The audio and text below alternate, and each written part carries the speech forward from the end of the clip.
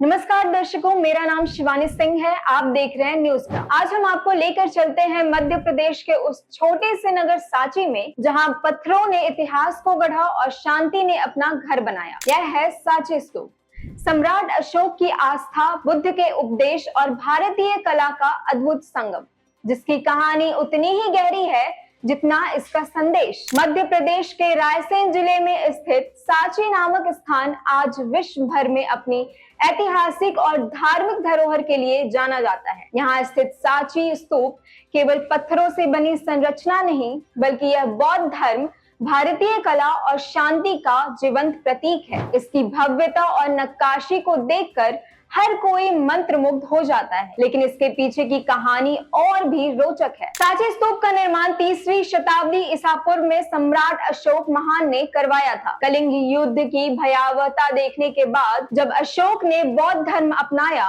तब उन्होंने भगवान बुद्ध की शिक्षाओं को जन जन तक पहुंचाने का संकल्प लिया। इसी क्रम में उन्होंने भारत भर में अनेक स्तूप और स्तंभ बनवाए। सांची स्तूप उन्हीं में सबसे महत्वपूर्ण है। बाद में शुंग और सातवाहन राजाओं ने इसमें विस्तार और अलंकरण करवाया। सबसे अनोखी और आकर्षक विशेषता है इसके 4 तोरण द्वार। ये तोरण उत्तर, दक्षिण, पूर्व और पश्चिम दिशा में बने हैं और उन पर बारीक नक्काशी की गई है। इन चित्रों और मूर्तियों में बुद्ध के जीवन की घटनाएं, जातक कहानियां और बौद्ध धर्म के सिद्धांत बड़े ही सुंदर ढंग से दर्शाए गए हैं। यह बिना शब्दों के कहानियां सुनाने की अद्भुत कला का उदाहरण है। आज सांची स्तूप केवल भारत की धरोहर नहीं, बल्कि पूरी दुनिया की अमूल्य विरासत है। इसे यूनेस्को ने 1989 में विश्व धरोहर स्थल का दर्जा दिया। हर साल हजारों पर्यटक और बौद्ध श्रद्धालु यहाँ आते हैं। यह स्थान बौद्ध धर्म के लिए एक प्रमुख तीर्थ है